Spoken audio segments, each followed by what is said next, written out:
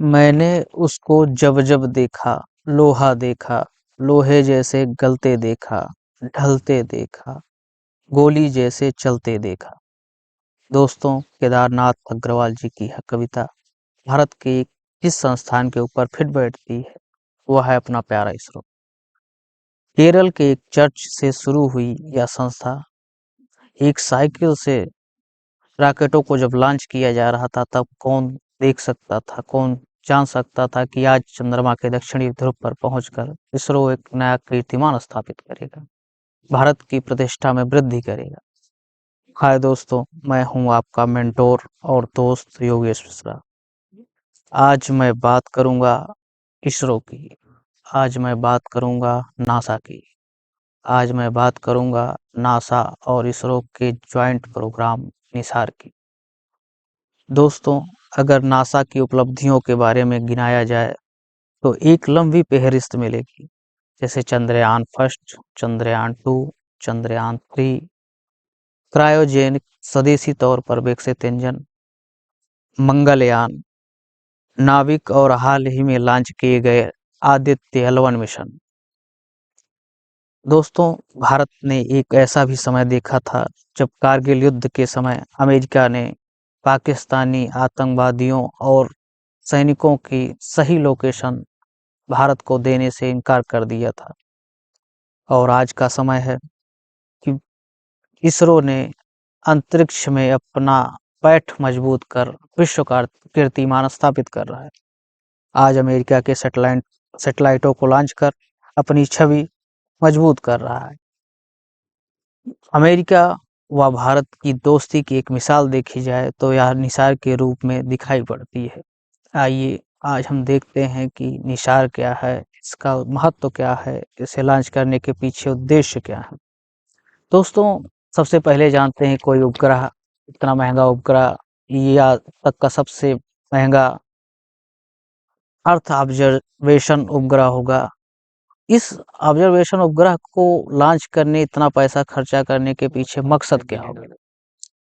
आज के समय में ताउते, अम्फान, यास जैसे ट्रॉपिकल चक्रवातों की बारंबारता देखी जा रही है। ग्लेशियरों के पिघलने से समुद्र जल स्तर में वृद्धि हो रही है, जिसके कारण द्वीपीय देशों को डूबने की संभावना बढ़ती जा रही है। वहीं ज्वालामुखी विस्फोट, सुनामी से भारी मात्रा में जान माल की क्षति होती है। अगर इन सभी प्राकृतिक आपदाओं को पहले से जान लिया जाए तो बचाव में मदद मिल सकती है। तो प्रश्न उठता है कि क्या तकनीकी द्वारा, क्या उपग्रह को भेज करके हम इन सभी समस्याओं को निपटने या पहले से जानकारी में करने में मदद मिल सकती है? तो इसका उत्तर होता है हाँ। इन सभी समस्याओं से निपटने में निसार एक महत्वपूर्ण घटक साबित हो सकता है। आइए निसार की कुछ बेसिक बातों को जानने का प्रयास करते हैं। निसार स सबसे पहले जानते हैं निसार 2 शब्दों NASA, ISRO synthetic aperture radar से बना हुआ है। निसार बात आज से 9 साल पहले की है। ये कहानी स्टार्ट होती है जब नासा इसरो ने विश्व के सबसे बड़े अर्थ ऑब्जर्वेशन प्रोजेक्ट पर हस्ताक्षर किए। निसार का पूरा नाम देखें तो उसी में आपको सिंथेटिक अपर्चर रडार शब्द मिलता है। अब जानते हैं ये सिंथेटिक अपर्चर रडार क्या होती है, किस चिड़िया का नाम होता है।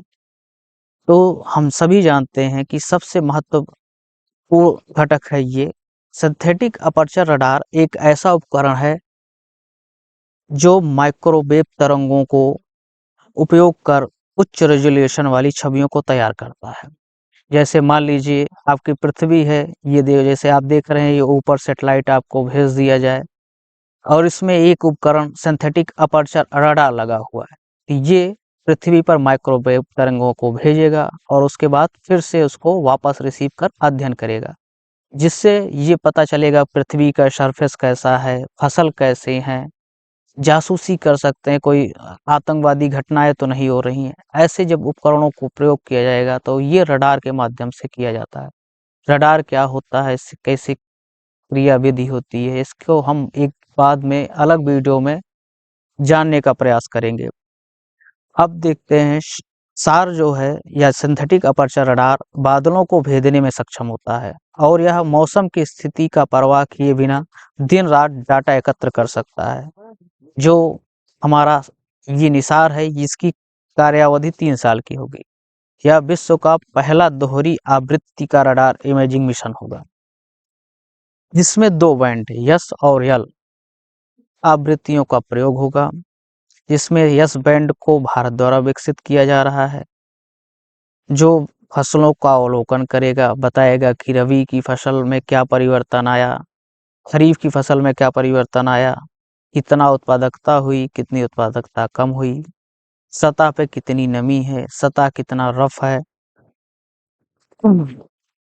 वहीं जो यस बैंड है यल बैंड है सॉरी यस जो यल बैंड है उसको नासा द्वारा विकसित किया जा रहा है जो घने व सघन जंगलों के बीच सतह का अवलोकन कर लेगा।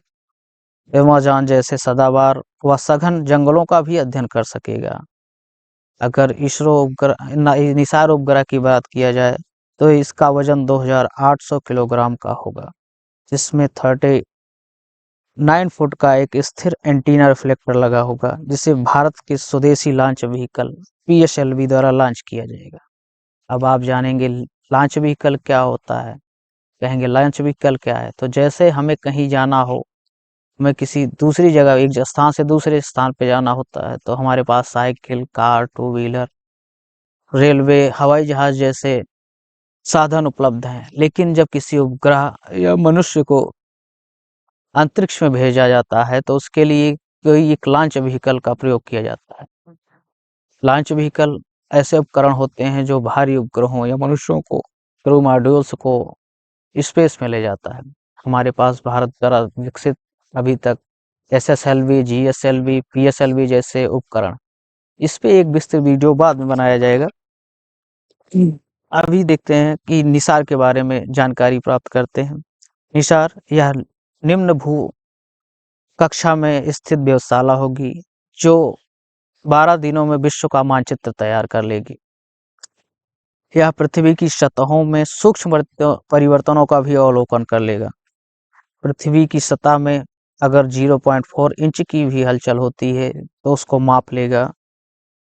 इस उपग्रह को लगभग 248 किलोमीटर की पोलर ऑर्बिट में स्थापित किया जाएगा। अब आप कहेंगे पोलर ऑर्बिट कौन सी बला है, तो चलिए इस बला को संक्षेप में समझने का प्रयास करते हैं। दोस्तों, प्रायः उपग्रहों को ध्रुवों के चारों ओर या विषुवत रेखा के चारों ओर स्थापित किया जाता है। जो उपग्रह ध्रुवों को पृथ्वी के ध्रुवों को नॉर्थ पोल और साउथ पोल, जैसे पृथ्वी का ये नॉर्थ पोल है, नीचे साउथ पोल होता है, आप सभी जानते हैं। इसके नॉर्थ पोल से साउथ पोल की ओर जब चक्कर ग्रह लगाते हैं तो उसे पोलर ऑर्बिट कहते हैं। इन तरीके के उपग्रहों का उपयोग प्रायः निगरानी में, मौसम परिवर्तन में या संसाधनों के संरक्षण में किया जाता है। वहीं दूसरे तरह के उपग्रह सैटेलाइट जो है आपके जियो स्टेशनरी या जियो ट्रांसफर ऑर्बिट होते हैं। जियो स्टेशनरी ऑर्बिट पृथ्वी के विषुवत रेखा के सापेक्ष गति करते हैं। इनकी जो है परिक्रमण काल या परिभ्रमण काल जो है पृथ्वी के सापेक्ष होता है जो लगभग 24 घंटे के बराबर होता है। ये लगभग पृथ्वी के भूमध्य रेखा के सापेक्ष 35,800 किलोमीटर की ऊंचाई पर चक्कर लगाते हैं। हमारा निसार जो है ये पोलर ऑर्बिट में स्थापित किया जाएगा। इन उपग्रहों पर बाद में भी एक वीडियो बनाया जाएगा। आइए अब निसार के उपयोग के विस्तार से समझने का प्रयास करते हैं कि इसका उपयोग कहाँ होगा, क्या क्या इसके फायदे होंगे। तो नंबर 1 है पृथ्वी विज्ञान के क्षेत्र में। अगर हमें पृथ्वी विज्ञान का अध्ययन करना है तो ये महत्वपूर्ण घटक साबित हो सकता है। पृथ्वी की सतह में आए बदलाव, प्राकृतिक खतरों व जलवायु परिवर्तन में हमारी समझ को आगे बढ़ाने में मदद मिलेगी। आपदा दूसरा है आपदा प्रबंधन। जैसा कि हम सभी जानते हैं कि इसका एक मुख्य उद्देश्य आपदा प्रबंधन को समझने और उसको समय में टैकल करने के लिए उपयोग भी किया जाएगा। कि अगर आपदा आ रही है उसको आने से पहले समझ लिया जाए तो हम मानव की क्षति, जान माल की हानि को कम कर सकते हैं। या भूकंप की भविष्यवाणी करने। ज्वालामुखी विस्फोट जब होता है तो पहले मेंटल में कुछ मैग्मा में हलचल होगी, तो ये सतह का अध्ययन कर पहले से ही बता देगा कि ये मैं यहाँ पे हलचल हो रही है, अब यहाँ पे ज्वालामुखी विस्फोट की संभावना है। या सुनामी जैसी आपदाओं व साइक्लोन की पहले से भविष्यवाणी कर क्षति को कम करने में मदद कर सकता है। या सिंकहोल जैसी घटनाओं को भी समझ सकता है। निसार से प्राप्त डाटा के द्वारा फसल वृद्धि, मिट्टी की नमी आदि की जानकारी प्राप्ति कर कृषि प्रबंधन, खाद्य सुरक्षा में भी सुधार किया जा सकता है।